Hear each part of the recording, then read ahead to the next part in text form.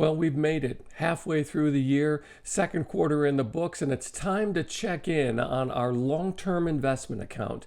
A Roth IRA set up April of 2020, right after the downturn in the market, to see what it would look like to build a fund, a long-term investment fund that can yield upside through dividends and consistency. And with the market at all-time highs, indexes near their highs, how are you doing? Hi, I'm James Callahan, and this is the Do-Over Show, where we love... I had a clear shot, and I hesitated. But fate's finally given me a second chance. Now, everybody has advice about what to do, what to save when you're 20, 25, 30, so that you can retire a millionaire at age 40 or 45. But nobody really tells you what to do when you start maybe a little later, after you've had it, lost it, and it's time to rebuild it again. And you're driven by FOMO because you see people making money and you just need to because you know time is not on your side like it is for a 20-year-old. Well, the Do-Over Show gives you access to the ideas that you need, that we need, to make a do-over successful. So here's the update.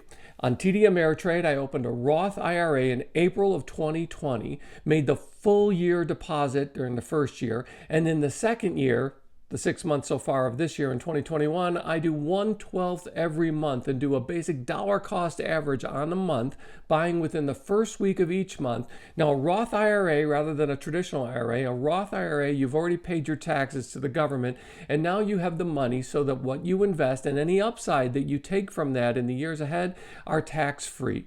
I establish positions in quality companies that you and I know about. Most of them pay dividends over 4%. My cost basis on the account, that is the cash that I've put into the account, is $11,092.61. The balance as of June 30th of 2021 is $13,353.77. Now that means I have a $2,261.16 upside. Some of that, about 4 or 5% of it, comes from dividends that are reinvested in the companies, but the total upside of $2,261.16 is over 20% return on my cost basis investment. Now, my holdings were pretty much the same. I've added one I'll tell you about in a second. So I have Apple, Associated Bank Corp, B&G Foods, Duke Energy, IRM, Iron Mountain, Altria or MO, Real Estate Corp, that's O, Pfizer, Simon Property Group, my top performer, SPHD, which is a high yield, low volatility index fund by Invesco, a new position in Presidio, which trades as SQFT, and Walgreens, WBA. So as I said, the top performer in the group is a REIT, Simon Property Group, which is up over 95%. Iron Mountain is next, Apple is a good yield, and then SPHD follows that at about 20%. Now, in terms of the split of where my holdings are, the diversification, I don't look at the stock price, whether it's Apple or Simon Property Group or even Presidio trading at just $4 or $5 a share. I look at the position size relative to my account balance. And my goal was to get an average yield between 4 and 5% in terms of dividend, and then hopefully get the upside of any growth I get from these value stocks. Now, the new position, this Presidio Property Trust, is a small position in terms of the overall holdings in my portfolio, but the goal is to get in a regional real estate investment that has some exposure to rentals. Rental properties and the price that they're going to be able to charge are going to probably go up in the year ahead with the housing squeeze and shortage and the way the market supply is. Now, here's the key to what makes a long-term investment account work, and that is you don't obsess about it. You don't use it to chase things because of FOMO. Even if something appears in the news and it dominates things, whether it's AMC or the next meme stock, it doesn't matter. You stick with the basics and you let it work for you while you sleep, while you work, while you make money. And here's the key. It's like buying a chair. When you buy a chair to sit in the chair. If the price of the chair drops the next day, you don't sell it. Warren Buffett said this about a house. If you buy a house and it drops in value 20% the next day, you don't sell the house immediately. You just live in it. Its utility is there for you because you take advantage of it. You use it.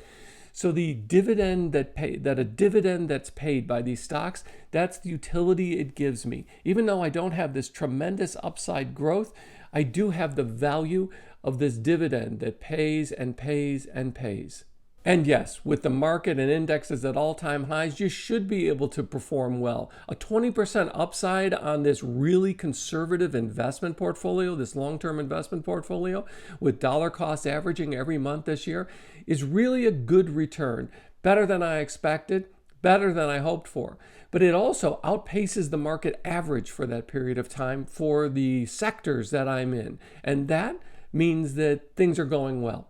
Hey, I am not a financial advisor. This is not financial advice to buy, sell, or hold anything. This is for educational, maybe entertainment purposes. But the goal of this is to give you a sense that yes, even though things might not have gone as well as you hoped for, and that money you saved when you were 20, you spent to live when you were 30 or 40 or 50, well, here's your chance to get a second bite at the apple, a do-over that gets you back into quality.